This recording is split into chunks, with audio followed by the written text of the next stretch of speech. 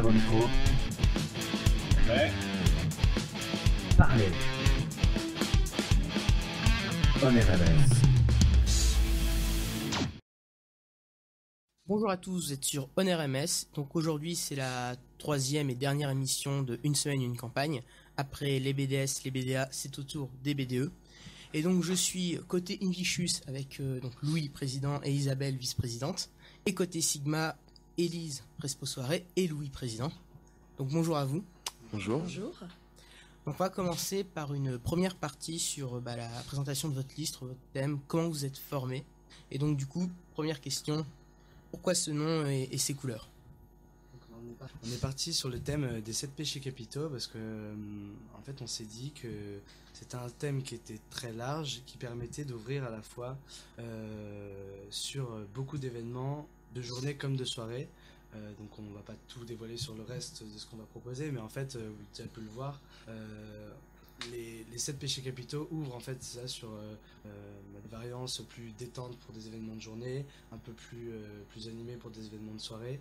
Et donc c'est un thème qui nous permettait de partir sur plein d'univers, de rassembler tous les tempéraments des étudiants, de rassembler de proposer des thèmes sur la nourriture, sur la paresse, sur la détente, sur plein de choses comme ça.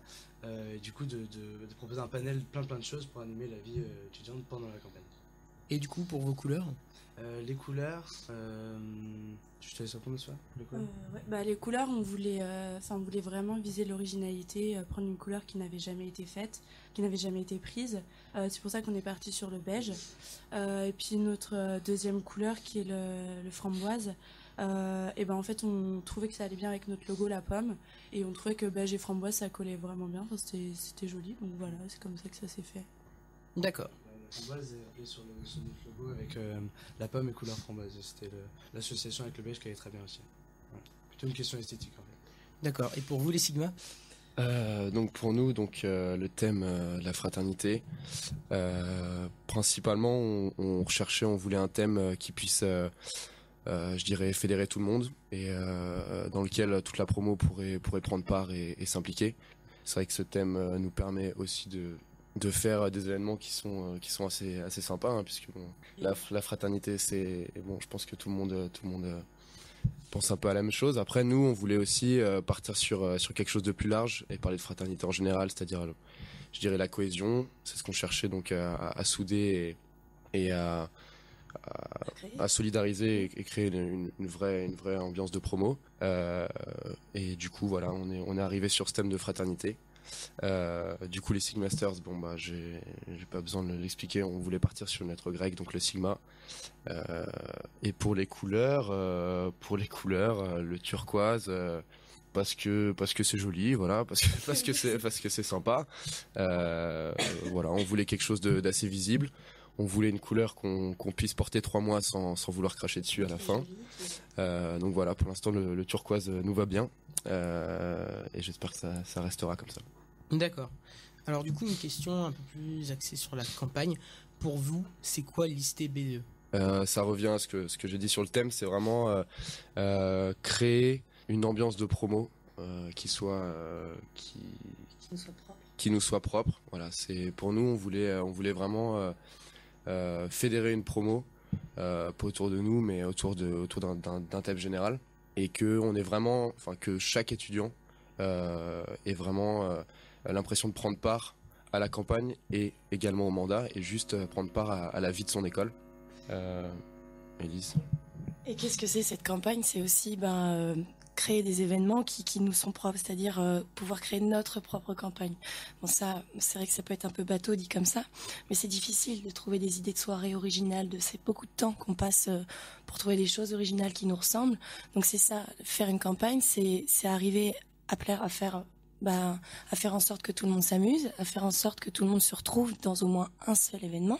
Et c'est aussi ça, c'est pouvoir se retrouver dans ce qu'on fait et surtout se créer une identité aussi. C'est ça. D'accord. Et pour vous, les choses? Alors là, je les rejoins sur l'idée de créer. C'est les deux termes que j'ai retenus que l'on pensait aussi. Créer et fédérer. J'ajouterais l'idée de un peu patrimoine d'héritage en fait, parce que ce qu'on fait pendant la campagne, c'est quelque part démontrer aux étudiants et aux anciens aussi qui ont vécu ça, aux bureaux en place et aux ex-bureaux, montrer qu'on est digne en fait de reprendre le flambeau, qu'on est capable, voilà, et qu'on a les épaules pour. On se met à l'épreuve en situation directe en gérant des événements, voilà, des événements type de mandat. On prend la vie associative pendant quelques mois. Et en fait, cette idée d'héritage, c'est que on liste pour ça, on veut être BDE pour ça, c'est qu'on veut rendre, en fait, quand on arrive à l'école, on est pris en charge par le BDE. C'est un peu notre première famille, en fait, avant de se faire tous nos amis. Ils nous donnent des conseils dès la rentrée, où se loger, des choses comme ça. C'est ça qu'on veut, c'est pour ça qu'on liste, et c'est pour en fait, rendre ce qu'on nous a donné, en fait. On va revenir un petit peu dans le passé. Et est-ce que vous pourriez nous raconter un petit peu comment vos listes respectives se sont formées? Oui, alors nous, notre liste, elle s'est formée. En fait, c'est à l'issue d'une fusion entre un premier groupe d'une 10-15aine de personnes et un autre groupe plus petit de 4-5 personnes. C'était quoi? C'était courant octobre. En gros, il y a eu la fusion et on s'est retrouvés donc à une vingtaine de personnes et jusqu'au mois de décembre. Et puis là encore, récemment, des pièces se sont ajoutées à la liste et là maintenant, c'est avec grand bonheur qu'on est à 33 dans la liste et ça se passe vraiment très très bien et voilà.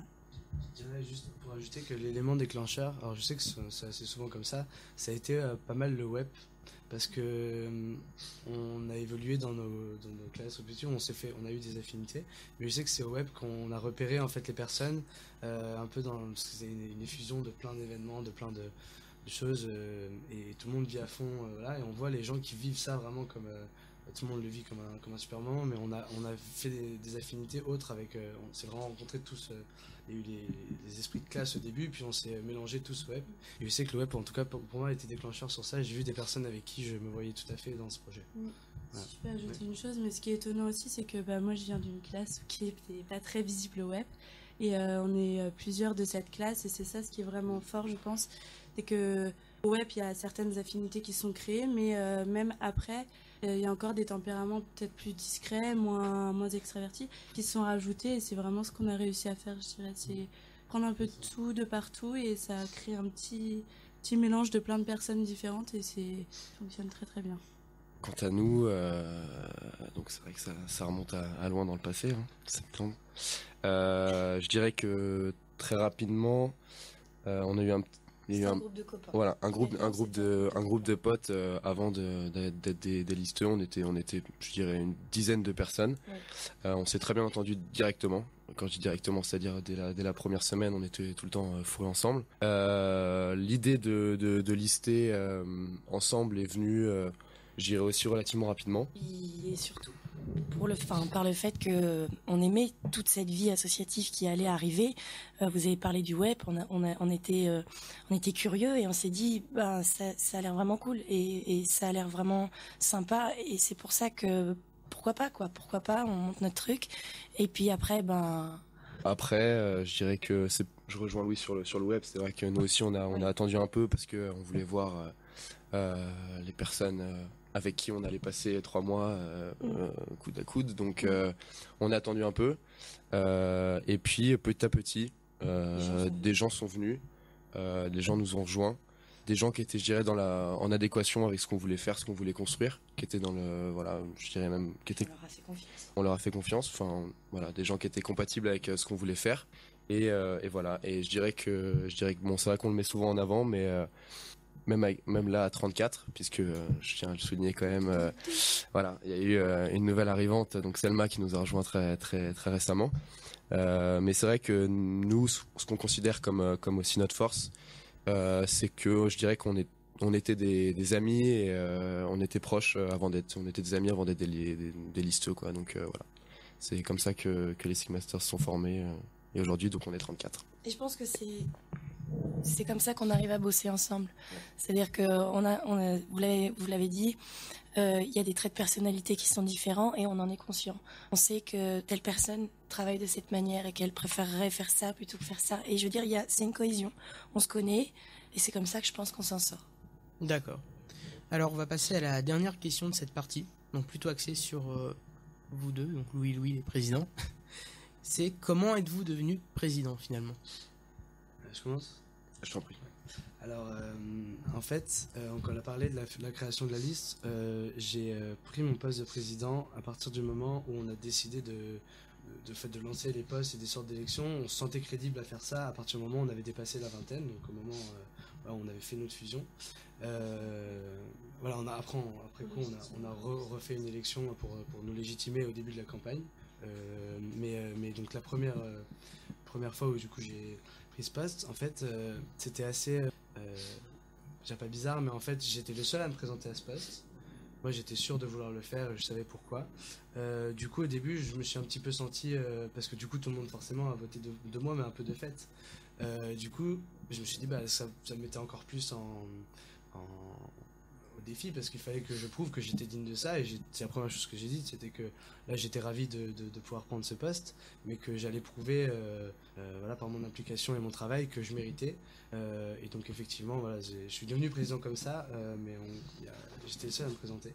Et pour du coup me sentir à l'aise dans cette position définitivement, j'étais, mais au début de la campagne on a refait un vote. Je peux ajouter Oui. quelque chose?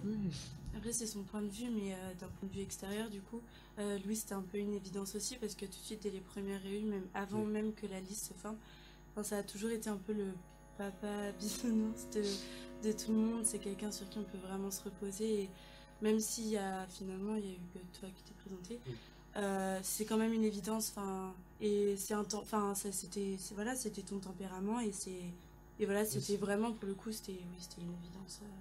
Après, juste sur ça c'était la formation. Après, sur la fonction, je suis aussi devenu président parce que je le voulais, et c'est parce que, en fait, c'est comme ça que j'aime évoluer en groupe, notamment, j'ai fait pas mal de sports d'équipe, notamment le handball, en club.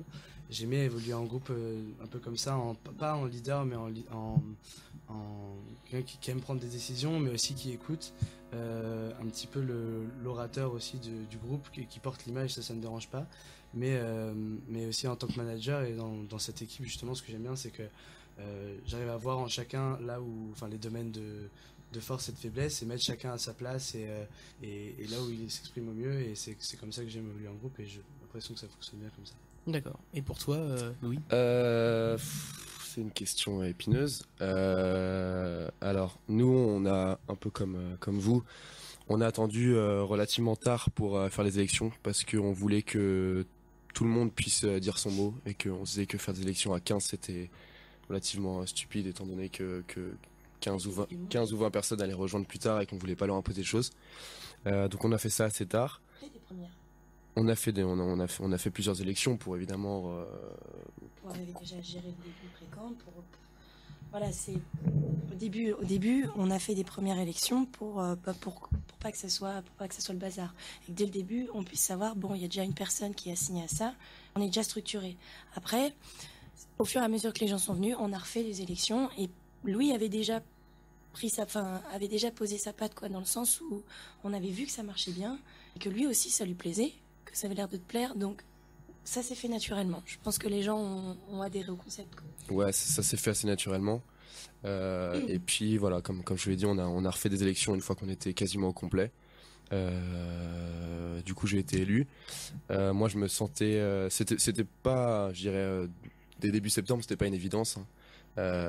Bon, c'est vrai que j'avais été délégué de classe en 4e, donc ça jouait un peu, mais non, mais c'était pas une évidence. Après, j'avais l'impression que ma liste me sentait capable de ça.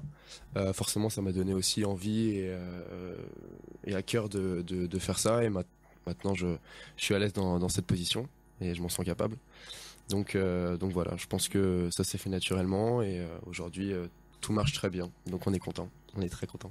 On va passer à une deuxième partie, comme j'avais dit, un peu plus questions-réponses. Alors là, libre à vous de nominer la personne que vous voulez de votre liste. Et après, à vous de gérer en interne s'il y a des soucis, j'ai envie de dire. Voilà, c'est ça, en 2 secondes, je serai certaine. Voilà. Elle peut être présente à cette table ou pas, non? Voilà, alors du coup, bon, voilà, comme tu disais, ça a commencé. Eh bien, la personne qui bosse le plus dans votre liste. Alors ça c'est assez difficile, parce que on va dire réponse bateau, mais tout le monde bosse. Après, dans ceux qui bossent le plus, mais il y en a peut-être un que j'aimerais mettre en avant, et qui est pas le plus évident, ça va peut-être faire rire certains qui le connaissent en extérieur, c'est Pierre Roselec, parce que en fait c'est un fanfaron total en extérieur. C'est un peu le clown, il aime beaucoup animer et à chacun de des événements où il aime bien se lâcher et faire un peu clown, voilà, amuser la galerie. Et en fait ça dénote complètement de son attitude en interne, c'est que dès le début il a pris le projet mais à cœur à 100% et il s'est mis et il est hyper actif dans tout ce qu'il fait, tellement qu'il il prend des super initiatives, il est sur plusieurs pôles en même temps, il gère super bien ça, et donc lui c'était important de souligner ça, je pense, parce que c'est un des plus bosseurs, et c'est surtout que c'est important de souligner qu'en extérieur il paraît passer un peu pour un bon déconneur, quoi. Donc c'est sympa, c'est son naturel qui est comme ça, mais en interne il est super sérieux. Après tu pensais peut-être... Je peux ajouter une personne aussi, Ouais, vas-y. Thierry qui fait vraiment un travail aussi mais de dingue. Il est sur tous les fronts, il gère tout en permanence, il sait tout ce qui se passe dans chacun des pôles en permanence. Et vraiment, je pense que c'est un de ceux qui porte la liste. Et vraiment, je souligne l'investissement et l'effort, tous les efforts qu'il fournit, parce que vraiment, c'est un gros bosseur, Thierry. Alors, le plus bosseur. Bon, je vais commencer par dire également que tout le monde bosse dans notre liste, évidemment. Non, il y en a qui font... Voilà, il y en a qui font beaucoup. C'est par exemple les conducteurs, puisque voilà, les courses, c'est toujours pour les mêmes voitures. Voilà, on connaît le métro par cœur maintenant. Non, sinon, quelqu'un qui, je dirais, moi, je dirais Alexandre. Sistak qui passe des nuits blanches à faire des shifts et à s'occuper de nous. Voilà, mais voilà. Ouais, elle est le plus bosseur, Alexandre. Attends, s'il faut en désigner un, on va désigner Alexandre.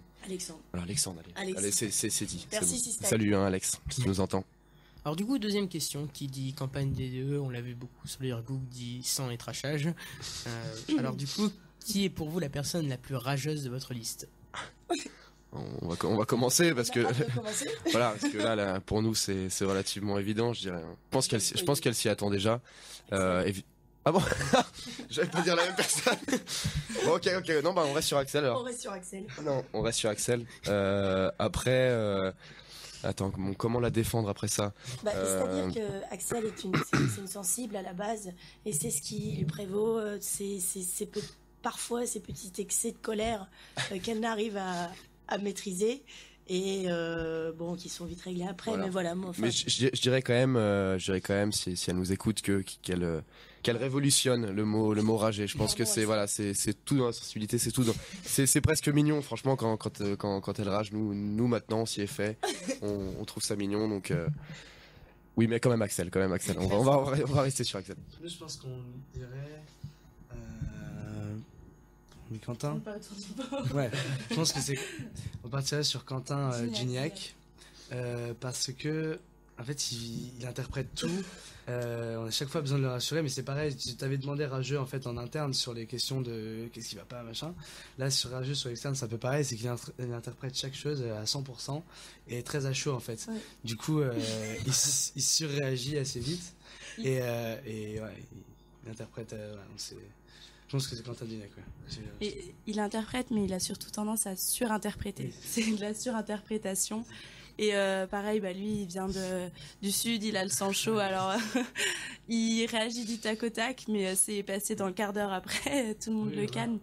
Mais ouais, je dirais que c'est... Puis pareil, je crois qu'il est assez sensible aussi, je pense que c'est pour ça qu'il prend les choses à cœur rapidement, et puis après, il n'y a plus rien, hein. C'est comme si de rien n'était, mais ouais, Quentin Gignac, désolé si tu nous entends.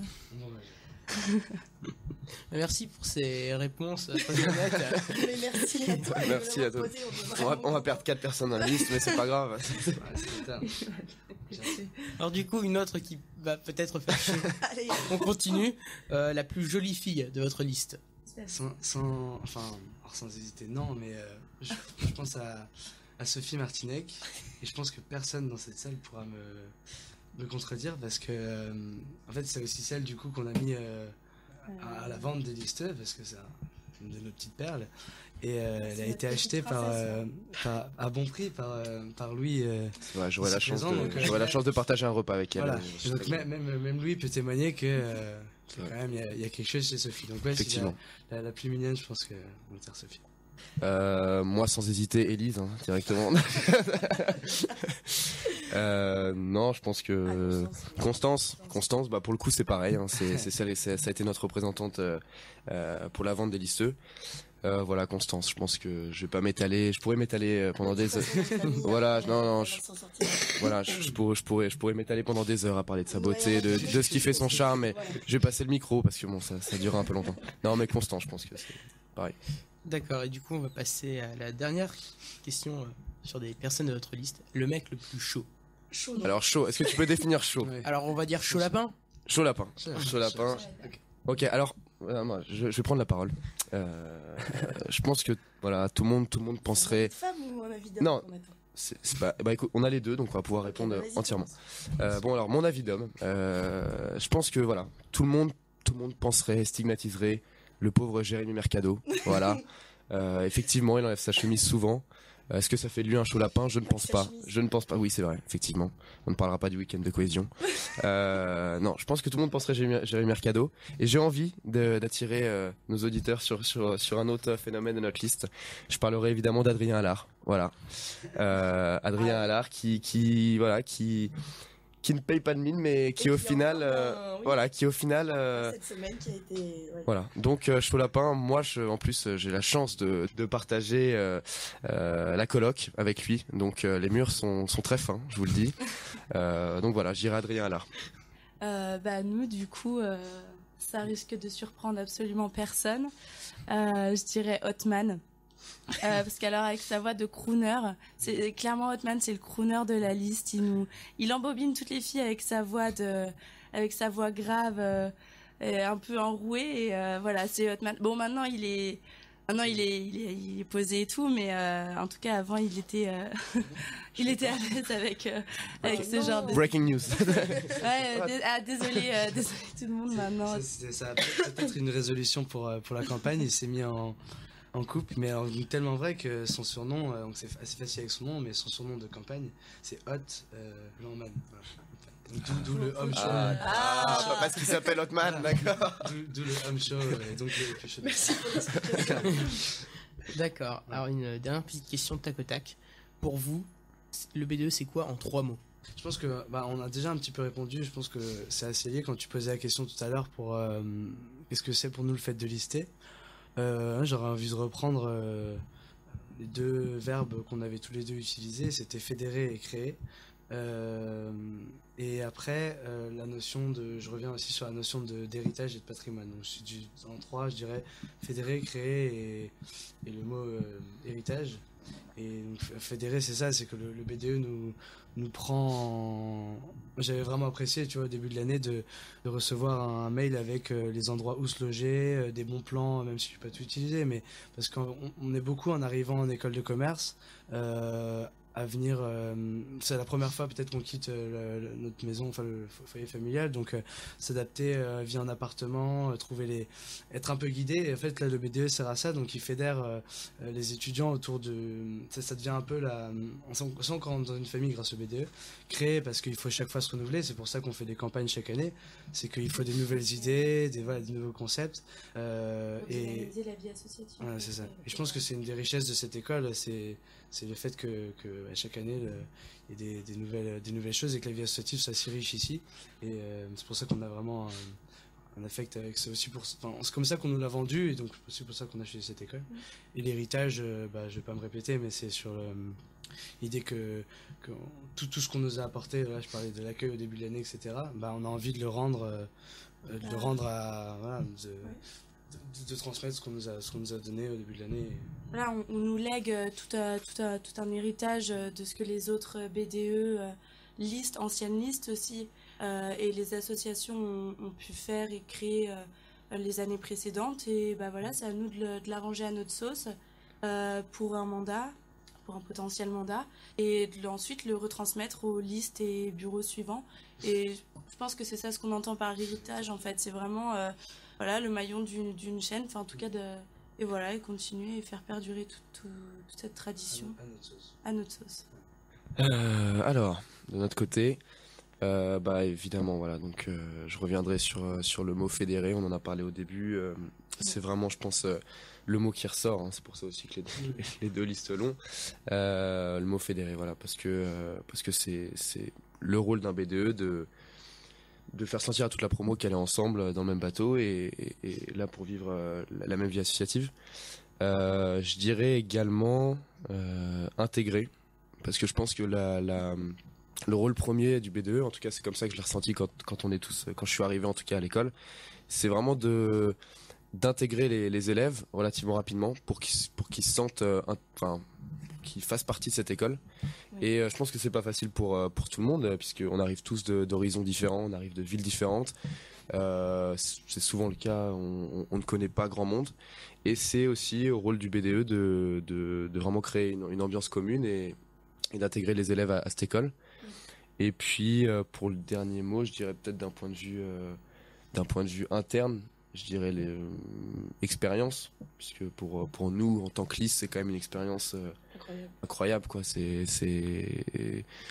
Voilà, c'est 3 mois qui sont voilà, je sais plus qui avait dit que le listé BDE c'était 95% de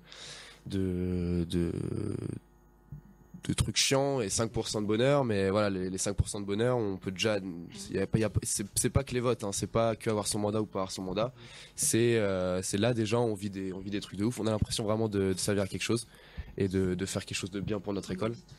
Et donc voilà, du coup, je dirais expérience pour faire un petit point interne. Je sais pas si Élise. Non, je valide. Tu bois mes paroles. Je valide. Alors maintenant, on va passer à la troisième partie, donc plus centrée sur vos événements, donc ceux qui ont déjà eu lieu, et à la toute fin, un petit point sur la suite de la campagne, des petites questions un peu sur des sujets un peu piquants de chaque côté. Côté Sigma, donc votre soirée budgétée, donc si je ne dis pas de bêtises, le thème c'était American Pie, c'est ça? Exactement. Voilà. American Oui. Pie, même. Oui, voilà. Pour le petit jeu de mots. Le petit jeu de mots. Voilà. Et du coup, avec tout cet accès un peu, donc fraternité, tout ça. Et est-ce que vous pensez pas, finalement, ce thème fraternité, tout ça, c'est un peu un thème facile pour une école de commerce? C'est effectivement une question piquante. Hein. Non, je dirais pas que c'est un thème facile. Je pense que, pour être honnête, il n'y a pas de thème facile ou difficile. Je pense que c'est à nous de rendre ce thème abordable et ce thème bien pour notre campagne et pour le mandat. Je pense pas que ce soit un thème facile. C'est un thème qui, je pense, réunit les gens et du coup peut paraître comme un peu facile mais je dois vous l'avouer que c'est pas facile d'organiser des événements même quand on a ce thème. Si on parle de la définition même d'une fraternité, on peut la transposer sur celle d'une école. Une école, c'est 500 élèves par an, c'est des gens qui se connaissent pas au début et qui se rassemblent et qui créent une famille. Si on part de cette définition-là, pour moi, non, c'est pas un thème facile. Et puis après, pour les événements, non, je vous assure que c'est pas facile. Je vous assure que non, c'est difficile de trouver des choses originales qui font pas trop comme tu pourrais penser, facile dans le sens, la fraternité, le côté basique, quoi. Mais non, moi je trouve qu'il est très cool ce thème. Moi je l'aime beaucoup. Et voilà, je le répète, je pense qu'il n'y a pas de thème facile ou plus difficile qu'un autre. Oui. Après, comme le dit Elise, c'est vrai que c'est pareil. On a fait une soirée American Pie parce que je pense que c'était quand même un incontournable quand on a ce thème-là. Après, notre objectif, c'est pas de faire 3 mois sur American Pie, Blue Mountain State. Voilà, c'est de partir sur autre chose. Et comme je vous l'ai expliqué au début, je pense qu'on essaie de voir le thème et le mot fraternité comme plus large que simplement la grosse beuverie de campus et d'Alpha Beta Gamma, quoi. Les gens ne s'arrêtent pas là non plus. Voilà, je pense que les gens ne s'arrêtent pas exactement. Merci, Elise. D'accord, alors je retourne pour une question pour les Indufus. Vous avez de votre côté de la campagne, donc je vais dire la quasi-totalité des événements en dehors de 24 heures, si je ne dis pas de bêtises, étaient ouverts à tout public. Vous n'avez pas fait d'inscription sur Google Doc, tout ça. C'est toujours, vous avez cherché à toucher le public le plus large possible. Est-ce que vous avez prévu des choses pour rencontrer de manière, je vais pas dire un peu plus intime, mais en plus petit comité, les étudiants? Je vais répondre puisque je me suis occupée du calendrier. Alors oui, c'est vrai. Faut savoir que cette année, il y a 3 semaines en moins de campagne par rapport aux années précédentes. On est toujours 6 listes. C'est compliqué pour de caser vraiment les événements de toutes les listes, de toutes les assos. Il y a pas mal d'événements qui du coup on n'a pas pu faire parce que les créneaux étaient déjà pris par d'autres listes ou parce que par souci d'équité, il a fallu qu'on laisse la place à d'autres personnes. On avait prévu des événements de ce type. Du coup, puisqu'ils sont pas passés, on a prévu en effet d'en remettre. On espère que ça pourra marcher dans les prochaines semaines. Et puis je pense que c'était aussi au début, on voulait vraiment pouvoir toucher pas mal de monde. C'était aussi pas seulement parce que il y a des événements qu'on n'a pas pu faire, mais c'est aussi parce que oui, on voulait pouvoir toucher pas mal de monde. Et puis je sais pas si t'as quelque chose. Là, sur ces événements-là, en fait, on préfère justement ouvrir au plus grand nombre parce que c'est des événements assez massifs, tu vois. Là, c'est pas le moment justement où nous on est plutôt en organisation et on prend le temps quand même de parler aux gens, mais là où on se retrouve bien dans l'idée de retrouver les gens en petit comité et de vraiment pouvoir leur parler, c'est dans tout ce qui est apéro ou événement, notre liste plus une association plus les bureaux en place ou les listes perdantes des années précédentes, etc. Là on se retrouve bien et il y a quand même des moments où pour les gens qui sont pas en association ou pas en liste, il y a plein de moments où on est quand même disponible. Mettons le forum d'association de la dernière fois, on était beaucoup. Pour au final, on avait largement du temps chacun à consacrer pour discuter, etc. Il y a quand même des événements à venir où il y aura des parties sur Google Doc, mais c'est pas trop notre objectif de limiter. Ne pas se contenter justement de faire quelque chose de privatif, c'est pas notre idée. Puis comme on a fait beaucoup d'événements ouverts du coup à tous, comme tu l'as dit, je pense qu'on peut le dire, on commence vraiment à avoir une bonne gestion de ce type d'événement. En termes de logistique, de sécurité, tout ça, les transappart, quand il y a beaucoup de monde à accueillir, je pense que ça se passe vraiment très bien, on n'a eu aucun pépin. Donc donc je pense que ça nous a aussi pas mal servi en termes d'expérience, et ça va encore nous servir en termes d'expérience et de compétences aussi, je pense. D'accord. Et du coup, de votre côté, les Sigma, j'ai envie de dire que c'est un petit peu l'inverse. C'est-à-dire que vous avez fait beaucoup d'événements sur Google Doc. Donc je pense au brunch ou au crunch, si Julia nous écoute. Ou encore la soirée à la valeur ajoutée pour 150 personnes, des choses comme ça. Est-ce que vous avez prévu des choses je veux dire, il y a quand même il y a les soirées, il y a le transappart qui sont un public plus large, mais en dehors de ça, est-ce que vous avez prévu des événements qui vont toucher, qui seront ouverts à tous? Il y aura donc effectivement des événements qui sont ouverts à tous, puisque le but n'est pas de restreindre à une certaine partie de la promo nos événements. Si on a fait beaucoup d'événements limités, comme les 4Plays ou les brunchs, c'est parce que on voit vraiment pour le coup une valeur ajoutée à ces événements, c'est-à-dire d'être en plus petit nombre, mais de pouvoir vraiment apprendre à connaître les gens, de vraiment pouvoir leur parler, des choses qui sont très peu faciles en transappart par exemple. Je pense que c'est pas en transappart qu'on fait la conversation avec les gens. C'est pour ça, voilà, c'était vraiment l'ambiance qu'on voulait apporter sur des événements comme le 4Plays ou le brunch, où les gens sont en plus petit nombre, mais se sentent vraiment dans une ambiance où ils peuvent parler, où ils peuvent apprendre à connaître les gens. Après, on est conscient quand même que LB2, c'est quand même faire des événements qui touchent toute la promo. C'est le cas évidemment de la budgétée, c'est le cas des soirées en boîte où on touche des 24 heures, où on essaie d'ouvrir le plus aux gens, même si c'est pas toujours facile avec les problèmes de voisinage. Mais voilà, c'est prévu, et on a, je pense, déjà fait avec la budgétée ou des choses comme ça, des soirées qui seront ouvertes à toute la promo. Pour revenir sur le valeur ajoutée, c'est vrai que même, je te laisse. Le valeur ajoutée, c'était un petit peu particulier. C'était un bar qui venait tout juste d'ouvrir. Et c'est vrai que le gérant avait déjà établi toute une carte d'identité à son bar qui ne nous permettait pas, et pourtant on aurait adoré pouvoir faire venir tout le monde parce que c'était vraiment un endroit extraordinaire. Mais dans la mesure où le gérant avait déjà prévu de lui créer toute une atmosphère à ce bar, bon, on a été un peu limité. Après, pour revenir sur, c'est vrai que c'était assez risqué de partir sur des événements où le nombre est limité, et on s'est dit le risque c'est que les mêmes personnes viennent. Et à bonne surprise, enfin, objectivement, je pense que ça fait du bouche à oreille et les gens parlent de ces événements, et c'est pour ça qu'on arrive à avoir à des brunchs, à des foreplay, une population différente. Et voilà, c'est comme ça que j'expliquerai la chose. Je pense que c'est vrai qu'il y a des événements qu'on fait comme les foreplays qui sont limités.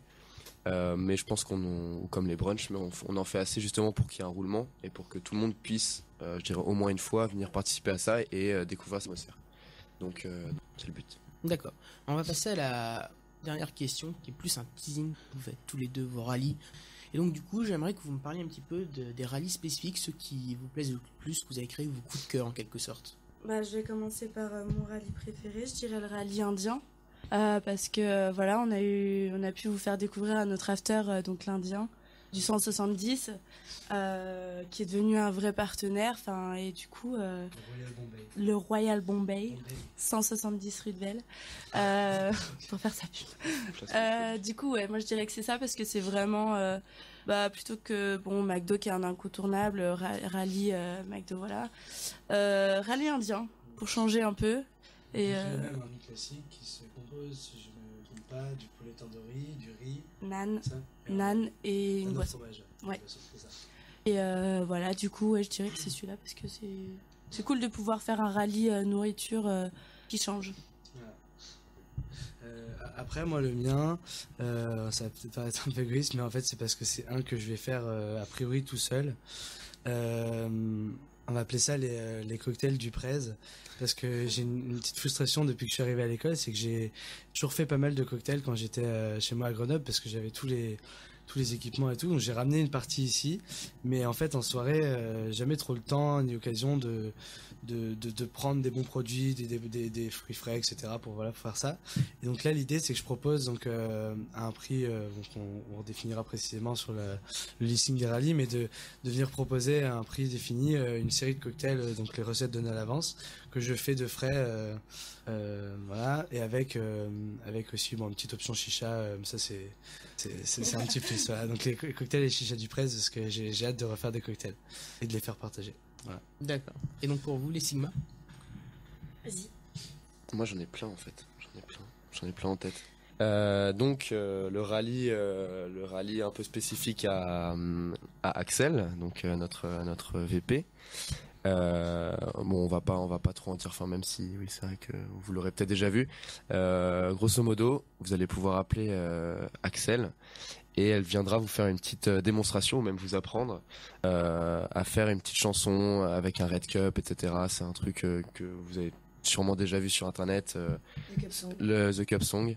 Donc vous aurez le droit à un cours particulier d'Axel qui, je le sais, saura être charmante en plus quand elle vous apprendra tout ça, parce que c'est pas facile, elle essaie de nous l'apprendre. Oula, merde, oui c'est vrai qu'on est un peu, il y a un paradoxe.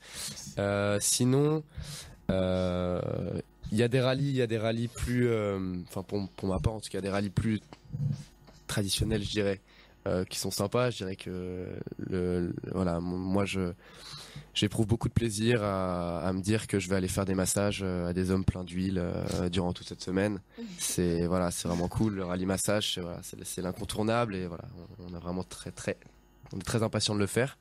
Sinon, un petit spécifique, je dirais le rallye Soli. Voilà, on est très fiers de notre mascotte, elle est toute mignonne, etc. Mais vous allez avoir l'occasion de... du coup, c'est vrai que si je le dis, ça fait moins la surprise, mais de piéger un peu vos colocataires, ou qui vous voulez. Et donc, Soli viendra chez vous. Il y aura toute une petite ambiance et atmosphère de prévu pour bien faire flipper votre coloc. Évitez de frapper Soli en plein visage quand même, si vous avez vraiment peur. Mais je pense que ça va être cool, et ça va permettre à Soli de voir un peu du monde. Je sais pas si Elise t'en a un autre à rajouter.